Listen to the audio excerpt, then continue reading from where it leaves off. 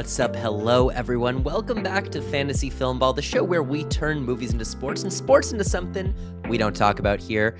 My name's Matt. My name's Dyl, and since the last time we've talked, a lot has changed in the Oscar race. You've seen the title of the video today. We're talking about the rest of the above-the-line categories. We have director, we have both screenplays, we have casting, and I would say the biggest thing that's happened since the last time we talked is the release of Michael, but Michael probably, even if you were super high in the movie, wouldn't be competing for screenplay. You probably want to have Fuqua in director. Maybe, though, you would have it in casting.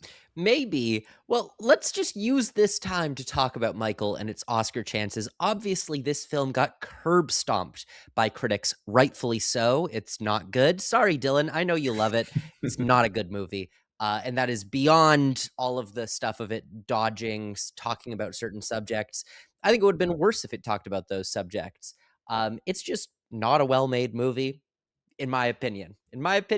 I don't know. But I am not a fan of most music biopics. I liked Elvis. I liked A Complete Unknown.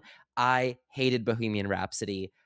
I do think Michael is better than Bohemian Rhapsody. And look, Bohemian Rhapsody was nominated for, was it 5 Oscars and won 4, or 4 Oscars and won 3? Regardless, it won a shit ton of Oscars. I think it was 5 and it won 4.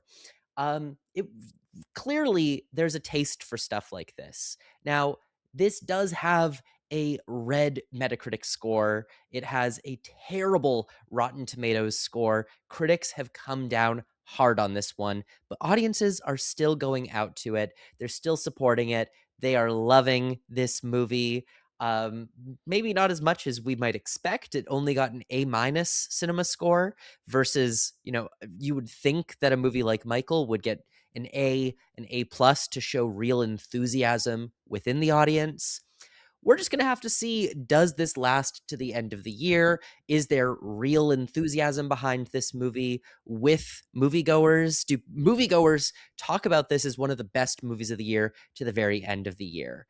And it's possible they do. We've never had a situation like this where there's such a major divide between critics and audiences in a movie particularly like this. So we'll have to see how things go. I'm going to keep this out of all categories, but I might have it in 1 or 2 techs. And I'm just thinking about, like, it's going to be floating in that 5 to 10 range in a lot of categories, in acting categories, in picture. I think it's going to be in my top 20 for most of the year until we see concrete proof that people aren't biting on it. But to be fair, and I'll let this rant conclude in a moment, but it's reminding me a lot of by early year biopics of like 10, 15 years ago, things that seemed like they should have been a slam dunk, but came out early in the year, did well with audiences, and then disappeared. I'm thinking specifically of 2 Chadwick Boseman movies.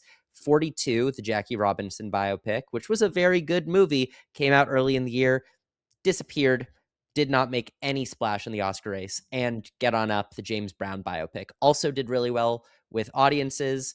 It did better than Michael with critics, but it did nothing at the end of the year. Just released far too early to sustain that hype and momentum when critics weren't getting behind it the way that they needed to. So that's, I think, where I'm landing with Michael right now. I would say the biggest difference between Get On Up and 42 and Michael is about $500+ million at the box office there. I do agree. I never in a million years would have seen this hard of a critical reaction. I know when we had our Best Picture prediction episodes, like, hey, the box office is only going to go up at that time is expected for about $40 million. And I said the core demographic here is not the type to pre-sale, not the type to buy their tickets early. It's the opening weekend. It's the word of mouth. It continued to go up. It almost got to $100 million opening weekend. That's the best for any type of biopic, music or not, domestically and worldwide. But I think the biggest question is kind of what you're saying there is, can this hype, can this energy survive the whole season? And I do think regardless of its prospects above the line and picture for Jafar, for Coleman Domingo, even for casting here today, is these tech branches, specifically costumes, specifically makeup, typically don't really care about the quality of your film or how big of a contender it is overall. We see time and time again. I mean, just going back 10 years ago, Suicide Squad won makeup. We see just last year multiple films that were not in the conversation for any other category get into makeup. We've seen it with costumes as well over the last few years. So that's kind of where I'm at with it, where I do agree.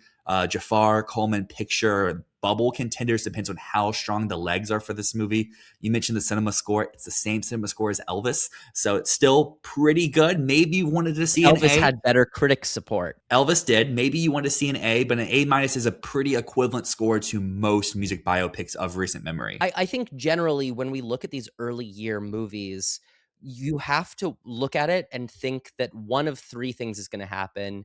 Um, at the end of the year, you need to either have critics, audiences, or industry repping a movie as one of the best of the year. And right now, we know that the critics, we know that the industry is not coming out for it, but the audience, if the audience keeps coming out for it, it just needs to not be a flash in the pan, because there's plenty of movies that come and go every year that make a shit ton of money and then are just forgotten, and the moment disappears.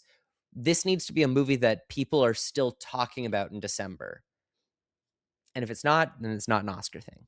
Well, with all that being said, we'll reserve some more Michael conversation when we do get to casting, I guess, a little bit down the line. But before we dive into our categories today, just want to do our normal self-promo plug. If this is your first time to Fantasy Filmball, welcome in. You want to stay up to date because Matt, the man right here, right next to me, is going to the Cannes Film Festival. So you'll want to subscribe. You'll want to see his on-the-ground festival coverage. Yeah, and normally I do like a big video talking about all of the Cannes movies in all the categories. I simply don't have time for that this year, but I am going to try to do a smaller version of that video in the week before the festival, just talking about what I'm looking forward to at the festival. I just, y'all, I don't have time. I don't got time to do like a breakdown of 150 movies. So I will have like a 40 movie breakdown coming soon. But yeah. Stick around, subscribe. I'm going to be at the festival. I'm going to be posting vlogs every day. And I mean, that's super fun. And again, we listened to feedback here on the channel. We heard all of the comments about our visual style last time. So we'll keep that around. Today's gonna be a little bit different because obviously instead of actors, we're dealing with films. But as always, if you have any things that you think we can do better here, let us know. We're always open to growing and making this a more fun and enjoyable experience. But with all that being said, one of the new things we're trying to do this year with our predictions is get all of you involved as well. If you're a member of our Discord community, if not, you can join the link down in the description. But we have community predictions over on Awards Expert, and we're kind of use those to help guide us through our predictions today. So why don't we just start at Best Director? I mean, arguably, it's one of the biggest categories that we've yet to talk about. Maybe we should start including this in some of our earlier predictions, but I think giving its moment to shine here today is good enough. And I mean, the community, y'all have Nolan at 1, Inarritu 2, McDonough 3. You have then 2 Cannes movies of Fjord and Fatherland rounding out our top 5. And Matt, at least going off of this list here, does anything really stand out to you, or does this all just make total sense? I'm sort of feeling like having both Fjord and Fatherland. I'm not sure. Also, we've had a pattern in the past years. There's always been a woman in Best Director for like year. Even when we don't expect it, it happens. So I feel like people are severely underrating a few of the women in the race. But overall, it's not a bad consensus at this point. I think we can both agree Nolan at number 1 makes sense. It's who I personally have as my number 1 at this moment. And I'm not sure how much of that is kind of my same thoughts over in Best Picture, where it's like, it makes enough sense. I feel really good about the nomination, but is it actually going to win? However, nothing else screams to me like a director winner, at least at this moment on April 29th. And I do think regardless of the Odyssey winning Best Picture or not, we could return to a year of a split where Nolan can take director for the achievement for bringing the world's most iconic fiction to the big screen and pulling it off in his own Nolan fashion, where maybe something else that's more lovable takes picture, but Nolan still gets by with the director victory. Yeah, to me, I don't know, maybe it's naive to predict this, but we had a pattern in the 2010s of director, screenplay splitting, and then, one of usually usually the screenplay winner would be the one to take Best Picture. In a lot of cases, that's not always the case. But I kind of have a three-way split right now going, and I won't talk about the screenplay categories yet, but I have Christopher Nolan winning director for the technical achievement, the grandiosity of what the Odyssey is going to be. It's going to be massive, and it feels like a way to continue to honor his career and what he's able to bring to the screen, the scope that he's able to make movies at. To me, he just makes a lot of sense for a director winner, even though I don't believe that the film will ultimately win Best Picture. So yeah, that's where I'm riding right now.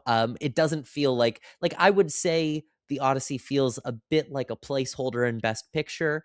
Best Director, I don't think so. It has all the hallmarks of what a Best Director winner is. It is big. It is exciting. It is technically ambitious, and it's going to have a distinct voice. That doesn't always win you Best Picture, but it does win you Best Director.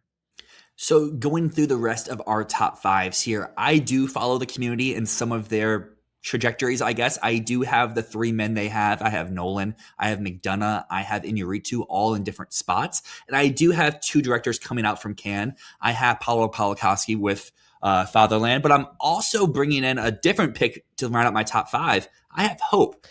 Interesting. I'm gonna need to hear more about why you have hope in Hope. So the main reason why I have hope right now is, I mean, there's so much buzz behind the movie already.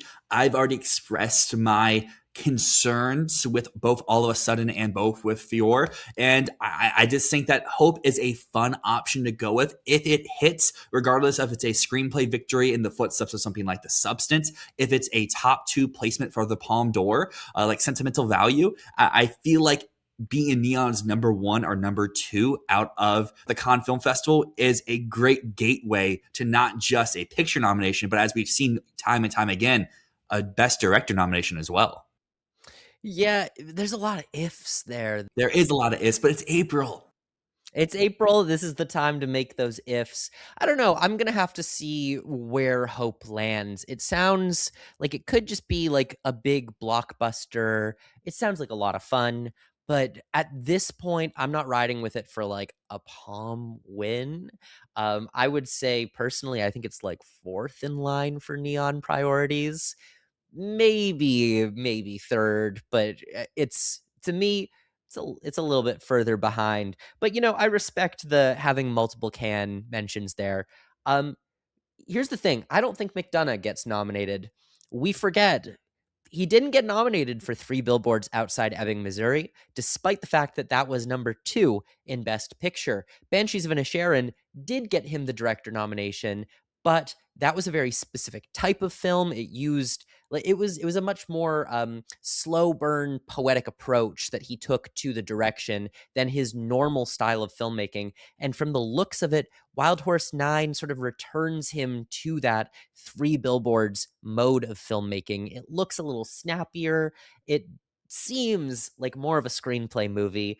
I do not have Martin McDonough in my top 5. I think that movie could win screenplay, get McDonough his Oscar that he's been trying to get for so. I mean, he does already have an Oscar for best live action short film, but he could get his screenplay Oscar for this.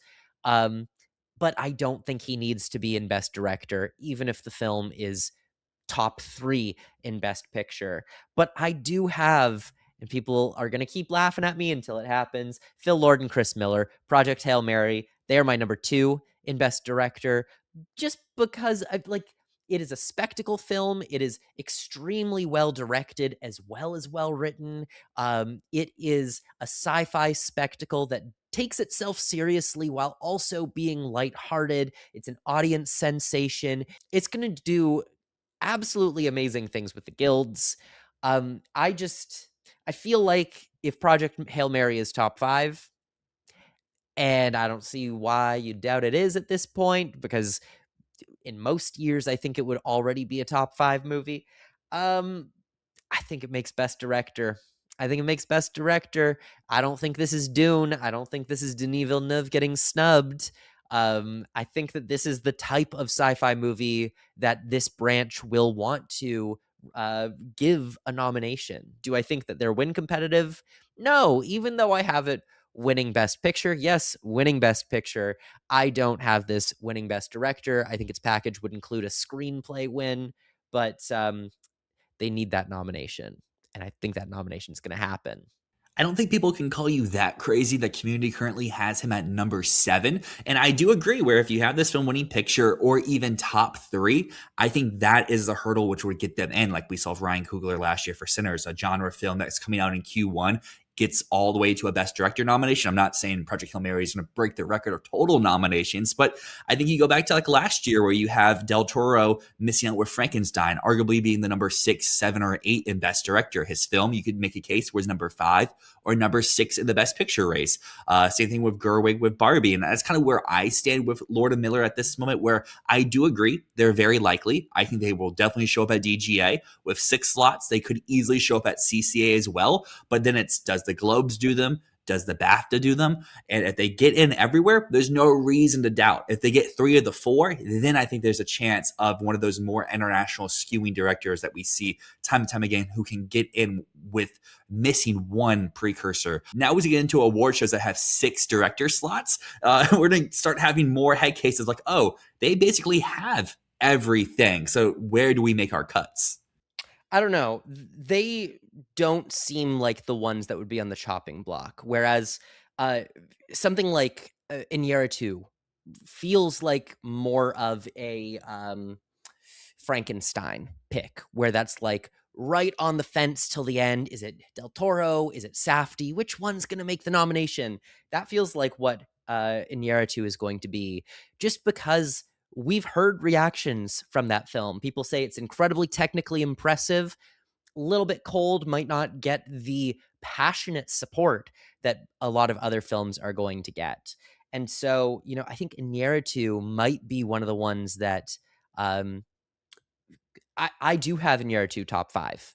I'm going to say that now, but that feels more similar to Frankenstein than Project Hail Mary does. So at this moment, you do have Nahan Jin out for Hope. You do have Martin McDonagh out for Hope for my top 5. You have Lord and Miller in taking one of those slots. Who rounds out your top 5 in director at this moment? Like I was saying, man, you got to put a woman in there. And we got multiple women in contention right now. Personally, I'm going to go with Georgia Oakley, Sense and Sensibility.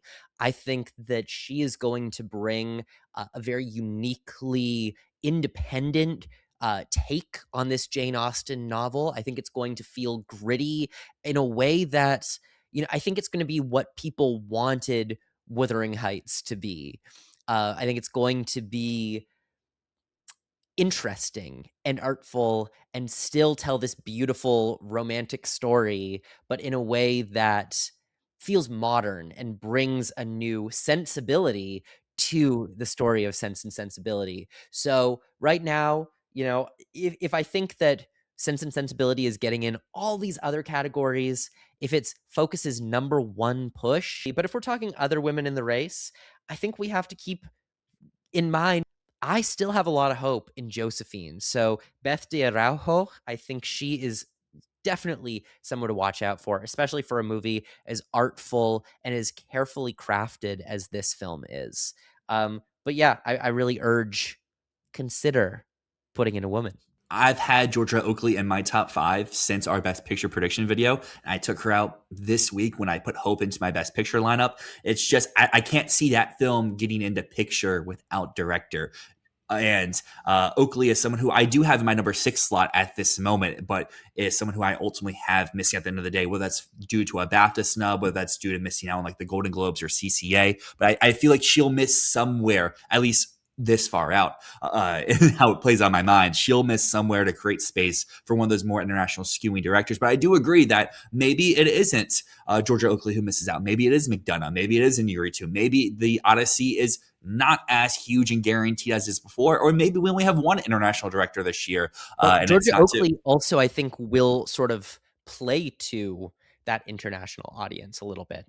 Her film, Blue Jean, is it's an art house movie in a way, and it played to that audience. It was like really, I think that her sensibility is going to be much more in line with that type of voter than we might expect at this moment. So I would say, like, to me, I don't think someone like Pavlikovsky or Christian Mungiu or Hamaguchi would knock out Georgia Oakley. Um, I feel like she's going to be in. And I know there's a lot of people out there right now who are clamoring for this is the moment, this is the time. We tried with part one, you win 5 awards, not enough for director nomination. Part two, you lose nominations and still aren't considered for director. But Denis Villeneuve, he's back. Dune Part 3, Christmas release date, end of the year. Seemingly could be Warner Brothers' main priority, even over Digger. What would he have to do for you to fully take him serious this time around? I would never take Denis Villeneuve seriously for Dune. The Academy has shown they're not going to give him a director nomination. Look, 10 years ago, I think he would have gotten a nomination for the first one. But we're not in an era of the big sci-fi epic blockbuster getting director nominations. I know I just said Project Hail Mary is in, but that's a different case. That is a very, very different case because that's like it's not grounded sci-fi, but it's like it's a different thing. This just does not seem to me like the type of movie that gets in anymore. And we've had proof of it twice now. Dune is not the Lord of the Rings. We're not going to see a sweep for Dune Part 3. It's going to be lucky to get more nominations than the second part did.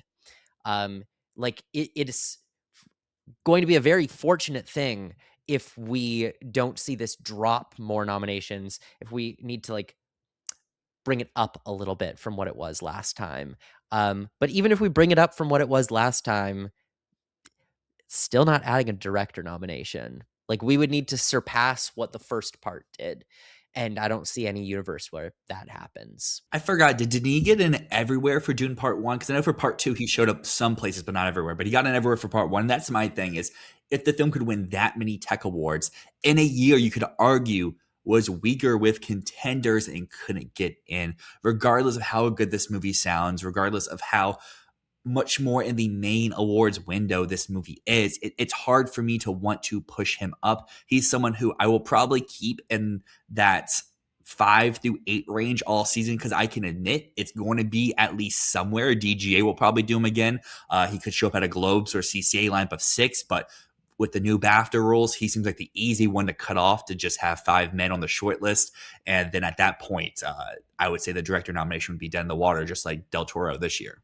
I would also say that in the previous years that Denis been like in that realm, he's been the big tech player. Like that movie has been massive because of that. Obviously, Dune Part 2 suffered because Wicked came in and sort of took some of its thunder away as a tech player. It took costumes, it took production design, and it sort of took the wind out of the sails of Dune being the big blockbuster of the year. Whereas in 2021, Dune was the big blockbuster of the year. But this year, here are the other blockbusters that we have floating around in the best picture, best director race right now. We got The Odyssey. We got Project Hail Mary. We got Digger. We have Narnia. We've got Disclosure Day. We've got The End of Oak Street. We've got Hope.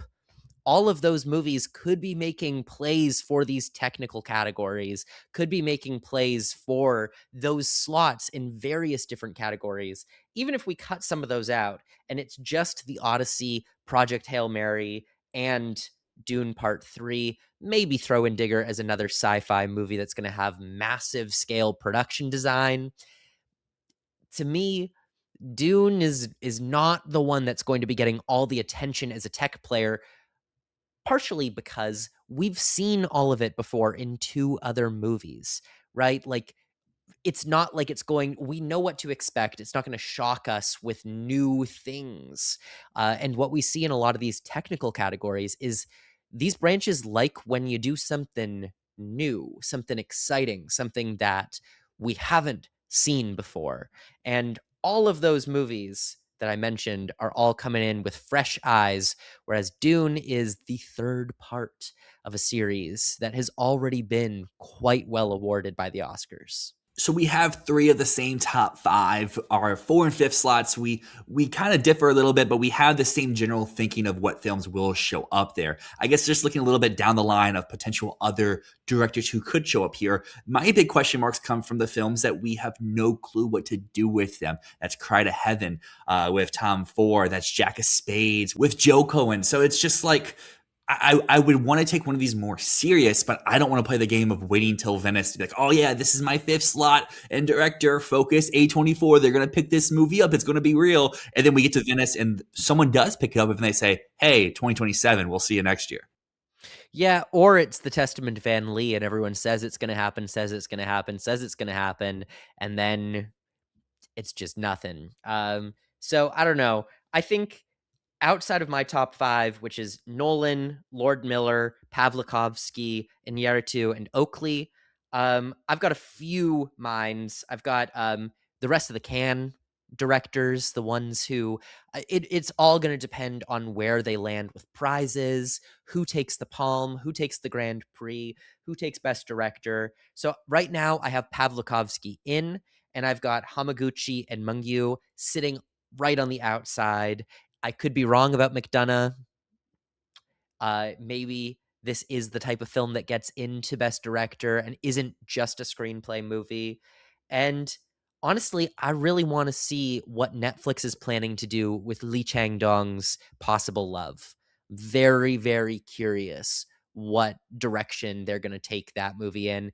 Is it going to be a Venice title? And will Venice give it the traction that it needs to get awards love? Because if so, I could absolutely see Lee Chang-dong being director's branch bait. That's now going to move us over to the best casting category, our brand new one here. And you may notice in the graphic right next to me, it does say April 3rd. We're going to poll our community at key moments throughout the season. I think this is our first real example of these are probably a little bit out of date because you see our top five. We have The Odyssey, we have Digger, we have Wild Horse 9, we have Michael, and we have Fior. And Michael is one where most people now would probably move it down a little bit in the list. I personally have taken this out of my casting lineup as well, and I seem to be one of the people who still is clamoring to some sort of faith for its awards prospects, at least especially in this community. But this is a category where I think you need to be very strong in Best Picture. Last year showed that as well. The five films that made it were all Best Picture nominees. You could say The Secret Agent was maybe like 10th or 9th in the Best Picture race, but that was a film that I think shows that the casting branch going forward will respond to not just Best Picture movies, but also movies with very inspired casting from your A-list star all the way down the bottom. And while Michael has very inspired casting for Jafar Jackson, for Coleman Domingo, you can't really say that much for the rest of the ensemble at large. Yeah, it's not really much of an ensemble, if I'm going to be honest. It's It's like three people. it's three people, and even then, like Nia Long's character kind of gets so sidelined. I guess I was talking about young MJ as the third person. Okay, yeah, young MJ, that was good casting.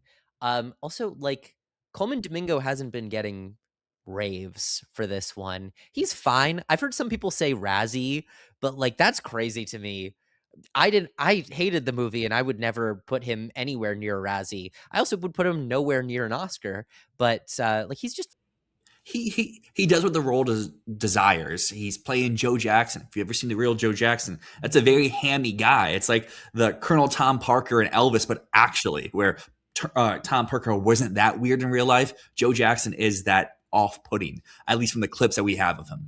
absolutely. But like I don't know. Are you really going to give a casting prize just for casting a member of the Jackson family as Michael Jackson? Like, obviously, there's an immense amount of trust that comes from doing something like that with a non-actor. But like, is that really an achievement in casting? I don't know. I don't know. I don't think this needs to be a big casting thing. I'm at a loss, Dylan. I don't know who is going to be the big winner of this one. I think right now I'm looking at three movies that have enormous casts, and I'm trying to make narratives for each of them. What are each of them going to be saying at the Bake Off, right? Like what is every movie's hook that's like, this is why the casting. I mean, we saw that work with The Secret Agent last year, that they really made a case of every single actor in it is like pulled from different parts of Brazilian cinema. There's non-actors sort of blending in. And we also saw that with Sinners. We also saw that with One Battle After Another. We also saw that with Marty Supreme. So that's 4 out of 5.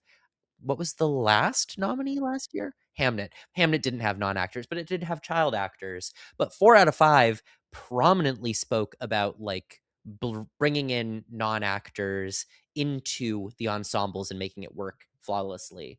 So I think we're going to see a bit of that in Wild Horse 9, because I don't think that ensemble is fully actors. It's a mixture of like veteran actors with just like people from Easter Island, people from Chile. And I think that there's going to be something interesting there when talking about, similarly to how One Battle After Another last year, their whole thing was, look at this big cast of major movie stars that is interwoven with real people that have not been in big movies before. Wild Horse 9 has something like that. Digger and The Odyssey also are just movies that everyone is in. They're going to be massive. There's a lot of people who are playing roles that seem a little outside of their wheelhouse. So I'm really watching those two movies plus Wild Horse 9 as a top 3 right now. But is there anything else you're thinking of at the moment that's really looking juicy to you with a narrative? I mean, before I dive into some of those movies, you forgot one thing with The Odyssey. It does have non-actors. Travis Scott's in that movie. What do you mean? He's the draw for the casting branch. We saw him in that Super Bowl teaser. With a major movie like that that has so much going on, I feel like there are going to be more major breakouts of non-actors than we expect, because there's so many roles to cast. There's so many different like the whole thing with the Odyssey is it's like a series of little vignettes as Odysseus goes from place to place trying to get home, encountering different people along the way on his voyage. And so there's something to be said. And I think why I'm leaning the Odyssey for a casting win is that it's just such a massive ensemble, and you need to cast every part perfectly and have them stick in your mind as you keep moving through the story and distinguish everyone from one another. So um, it feels, maybe it's not a winner. Right now, I'm going to have it as a winner, but like it was the same way that last year, I think Marty Supreme from day one had like a great narrative of how many people were in the movie. Even before we knew how good the non-actors were in the movie, it was just a massive ensemble, ton of characters to cast. And the Odyssey and Digger are both the same. And for what you mentioned there, I think it really applies to Nolan's last movie, Oppenheimer. That's a large reason why that film was such a success. Is you have, maybe they're not A-list, but you have recognizable faces throughout. So if they're taking that same approach here for the Odyssey, I do agree. It's my number one at the moment. I also have Wild Horse 9. I also have Digger in my top 5. But to round up mine, I'm not really looking more so for narratives. I'm looking for established casting directors who have a pull inside the industry and who have a track record of showing, hey, they cast some of the biggest and the best movies of the year. Now that we have this category, it's time to give them some recognition. It's time to give them a moment to shine. One of these women was nominated last year, Francine Maisler.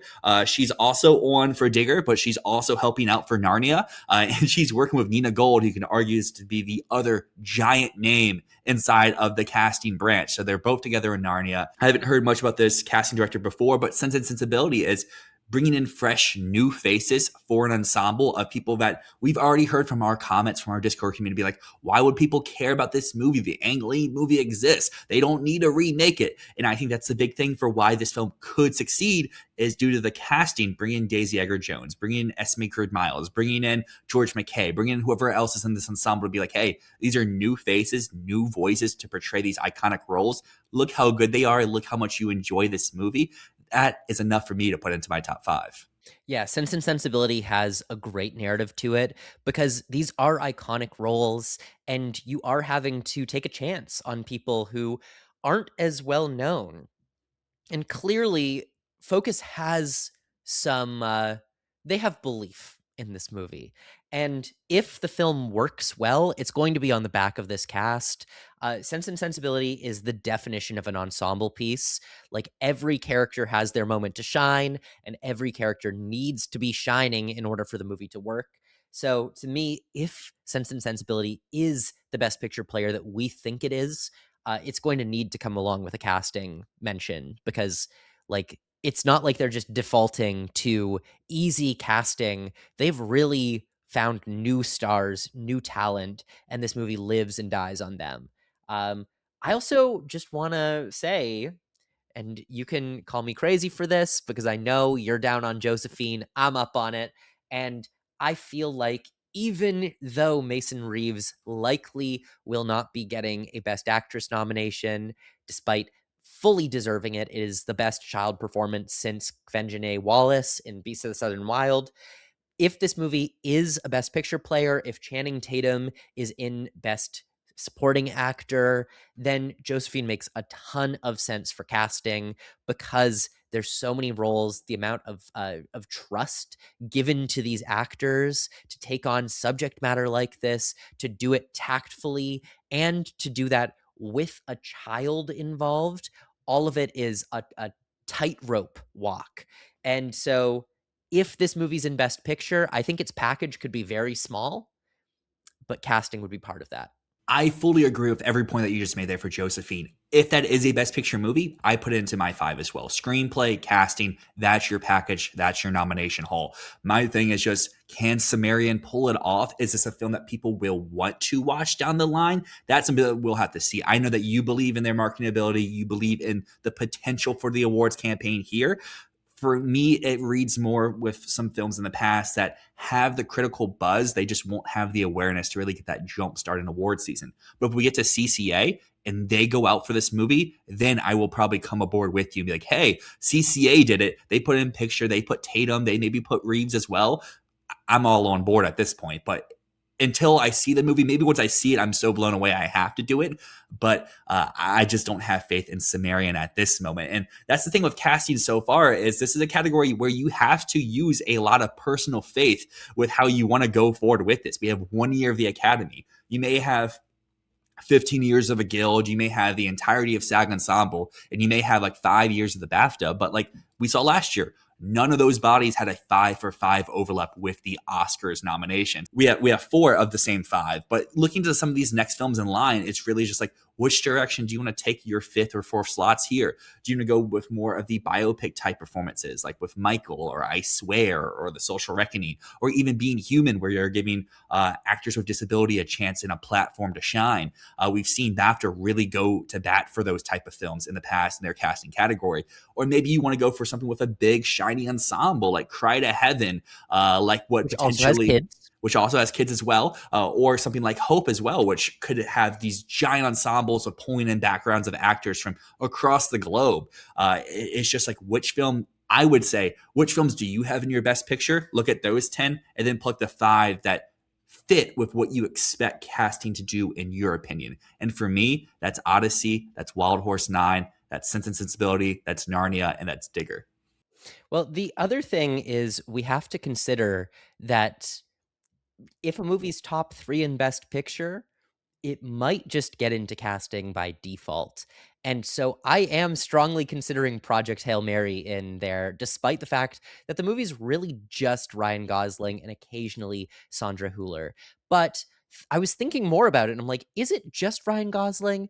And then I was like, no, they already have been talking, like in Q&As and interviews, they've already been talking about the work that the casting director had to go through in casting the voice of Rocky and the journey that they took to get to the puppeteer himself, James Ortiz, ending up playing Rocky.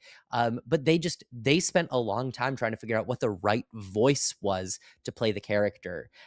Also, I do think Sandra Hüller is a really great piece of casting that they can talk about there, as well as having the trust to bring in Ryan Gosling as someone who can carry the entire film on his shoulders. There's also little things here and there, like the security guard whose name escapes me, the like government agent that kind of becomes a parallel to Rocky later in the film, the one that sort of like builds the giant box and has this whole moment with Ryan Gosling. There are interesting bits of casting in here, but ultimately I am keeping it out of my top 5 despite having a lot of faith in it for Best Picture. I think this could make a short list, but I feel like the reservation of, oh, well, most of the movie's really just one guy in a spaceship and a puppet. I think that's going to keep it out. But I do think that there's an interesting narrative there and likely a short list for it. Diving into the screenplay categories now, we find ourselves at original in our community. They have the consensus Wild Horse 9 at number 1, which I'm a little surprised because they had Digger higher in their best picture rankings. So I'm shocked they're not flipped around with Wild Horse 9 and Digger. Well, but we know that Digger is going to be a director heavy movie, and we know that McDonough movies are always very screenplay heavy. And rounding out the top 5, we have 3 films that I actually have out of my original screenplay lineup. I'm interested to see, do you have any of these in yours? They have Fior, they have the untitled Jesse Eisenberg comedy musical titled No One Cares, and they have Jack of Spades rounding out their top 5, with Josephine, Behemoth, Disclosure Day, Saturn Return, and Misty Green rounding out their top 10. The reason why I want to mention the next 5 in line is I only have one of those 5 in my top 5 as well. Well, right now I've got Wild Horse 9 at number 1, Digger at number 2. I do have Fjord in. And then I've got Josephine, and I just wanted to do a crazy wild shot, and I'm putting Possible Love as my number 5. So right now I'm going heavily international on this, heavily indie. Um, but yeah, I don't really know enough about Jack of Spades to believe in it at this point. I still have major reservations with it being a Joel Cohen movie that no one has bought yet.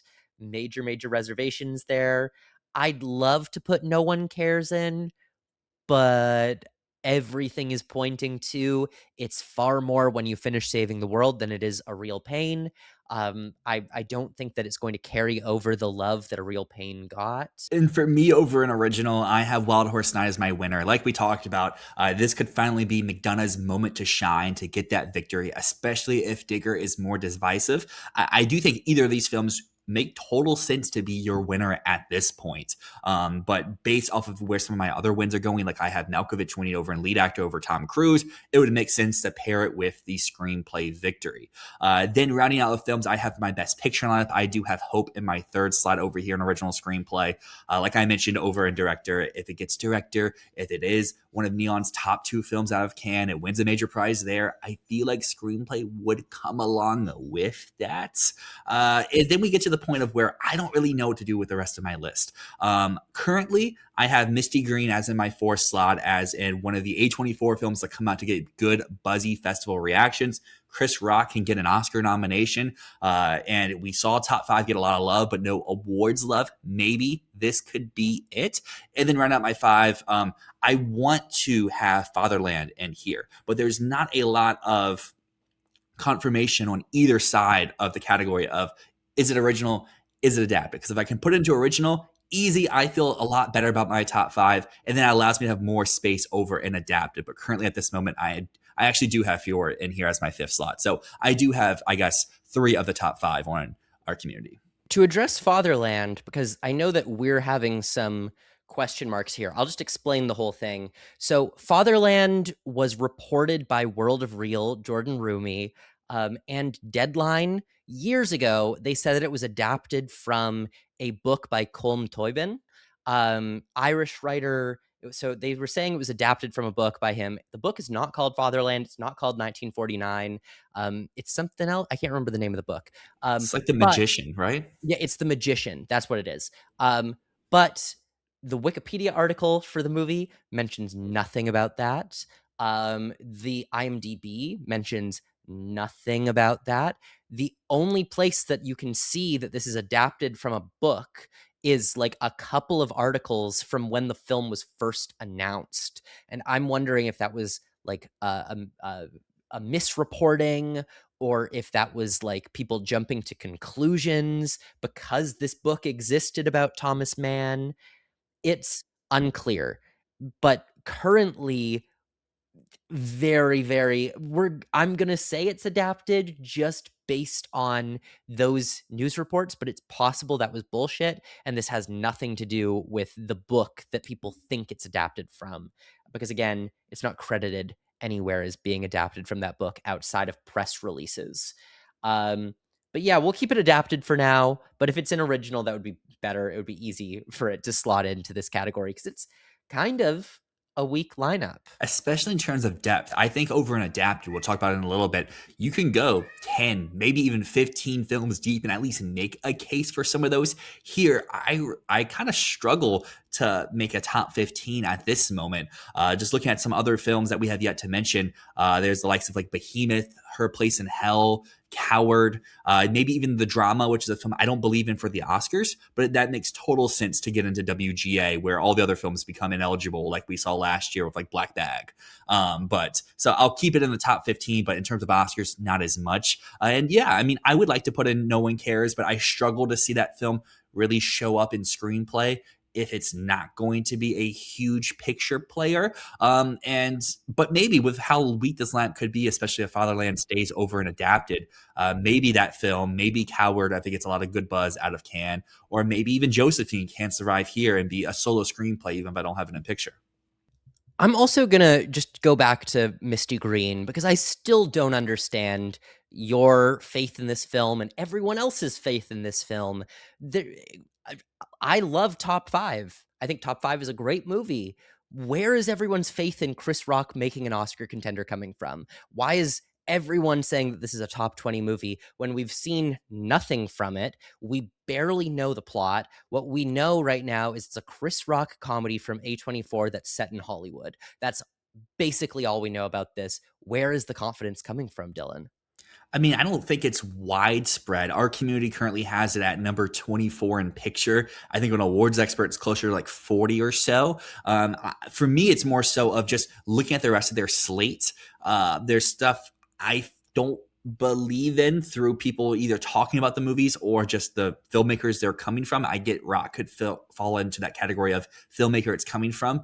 But there's a path I would say here in original for it to possibly show up where I would feel better than that. Where, like I said before, if Fatherland comes over to original, that's the film I kick out, and then I can easily slot the invite over and adapted. And boom, there's my A24 campaign. They said they're going to do one for Olivia Wilde. People really like that movie. The trailer came out and people were talking about how fun the trailer looks. So it's one I can't put in picture until it gets adapted. We know already that like the invite is going to get an A24 campaign. That was part of her deal that she made with them at Sundance, was that she needs to get an Oscar campaign. So at this point, like I would just put my cards on that and No One Cares rather than Misty Green. Moving away from Misty Green to some other films that I know people don't have much confidence for, depending on how SPC plays out their slate, I could see a revival for I Swear, for Aramayo to show up in actor, I Swear, the film to show up here in screenplay. I mean, he has the BAFTA win. I get it's not a huge box office thing, but it's a Sony Pictures Classic movie. It was never going to be a thing.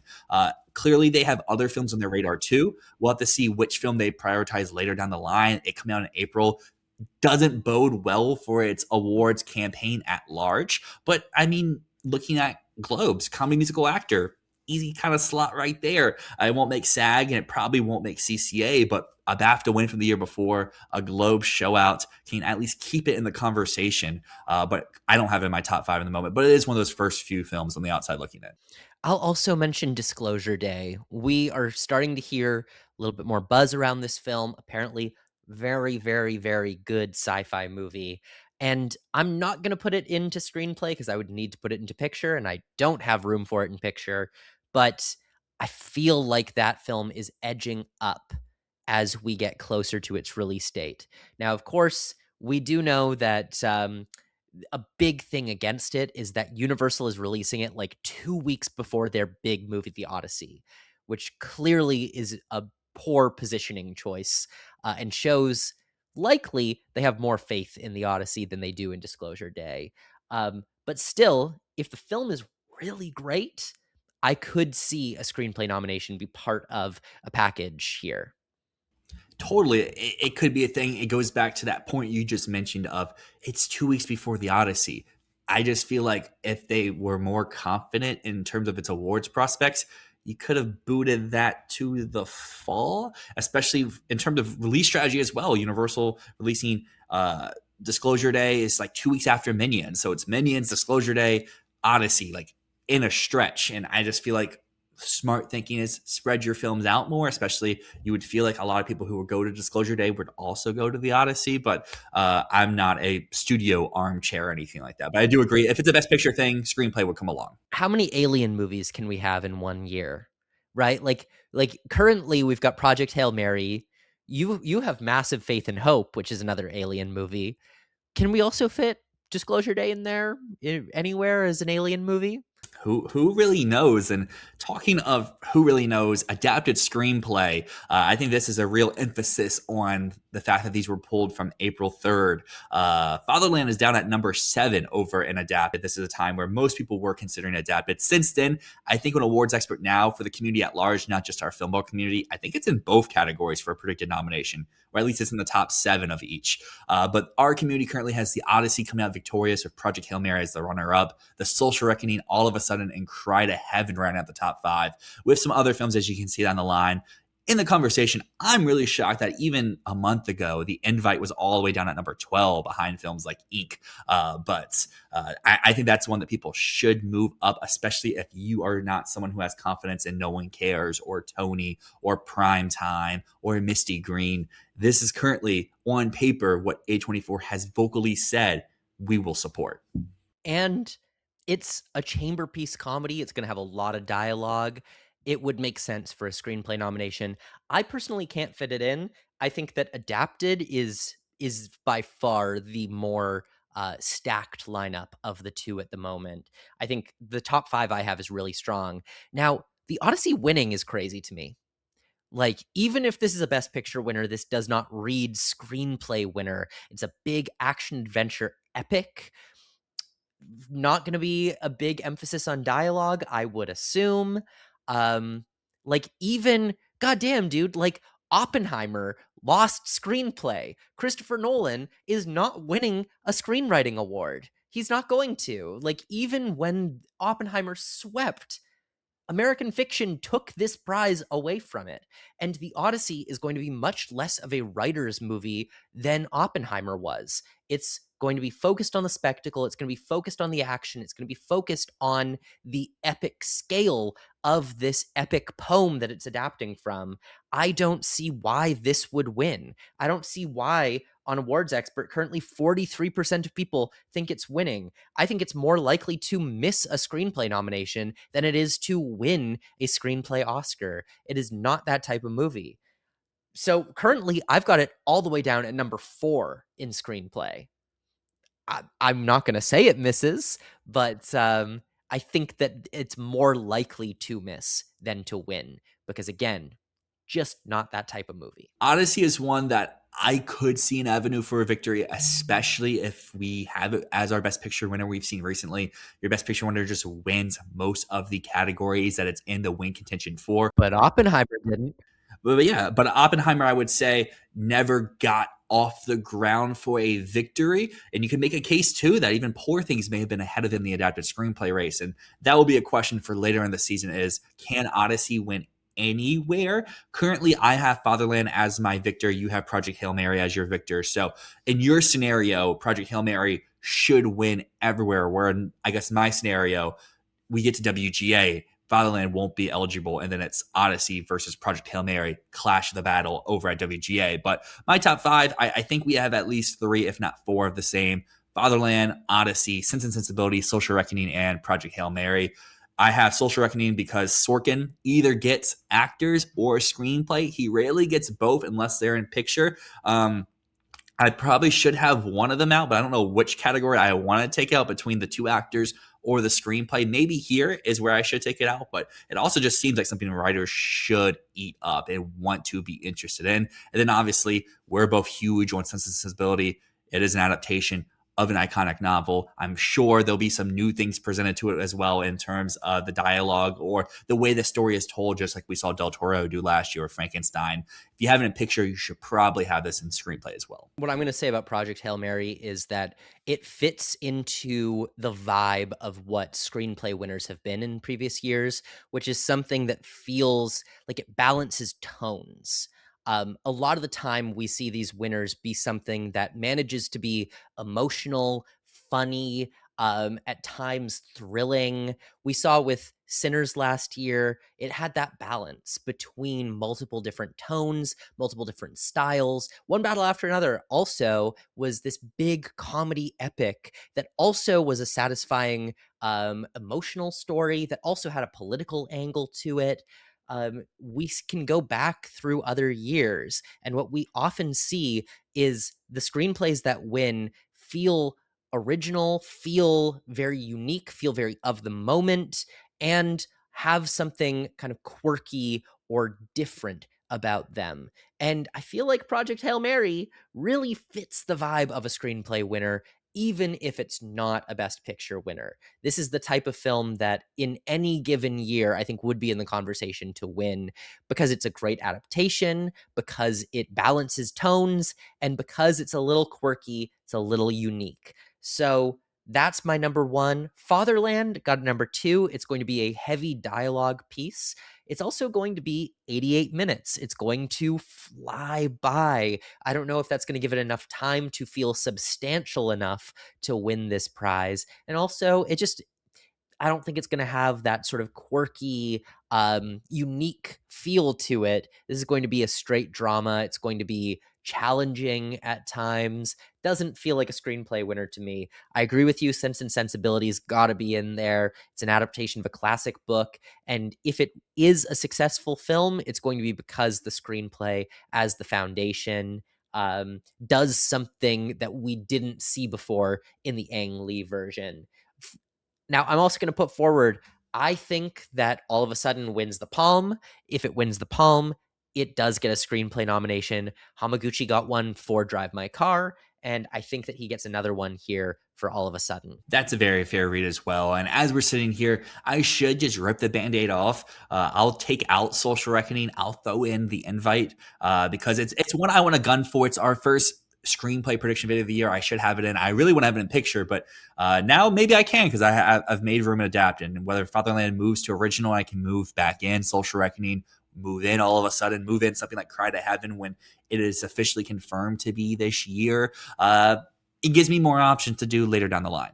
Yeah, I moved The Invite very close to my top 10 for Best Picture. It would make a lot of sense. It's getting marketed like crazy.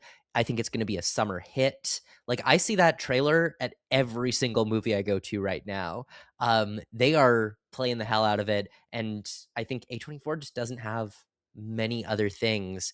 And I feel like being a summer release is going to play in its favor. Um, I think it's going to come out at a time where nothing else is around. Booksmart even got like pretty close to being in the Best Picture conversation, and it sounds like The Invite is going to perform better than what Booksmart was able to years ago for Olivia Wilde. So I feel like there's definitely room for that to happen as well. You throw some actors in there. You throw in Edward Norton. You throw in Penelope Cruz into supporting. You got a stew going. The Invite is stronger than I think we've been feeling it is. I know I'm gonna kick myself and be upset all season long, especially if this does become a Best Picture thing, because I was like, I want to have this in picture. I don't have room for it in adapting. And then if Fatherland goes to original, it's like, well, I had room all along. I just didn't take that step forward. It's so early.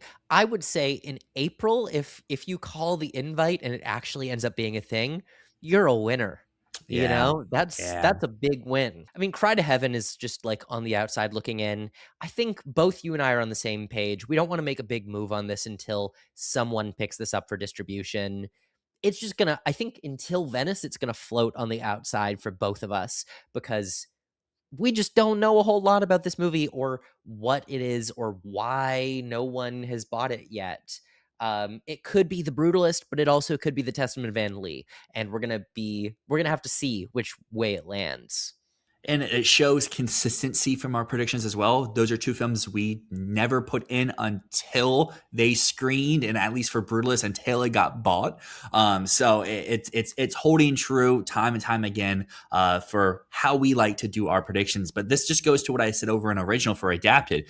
Outside of this top 7 or 8 that we've mentioned so far, we haven't even mentioned films like Dune Part 3, The Adventures of Cliff Booth, Being Human, I Play Rocky, Prime Time. These are all films that, if it was a weaker year, maybe could be more so in the conversation. But like I said, we've already mentioned 8, 9 films already. This stuff is behind all of that. We're going to have to see how it turns out. I mean, the Cannes Film Festival is coming up in like a week and a half, 2 weeks.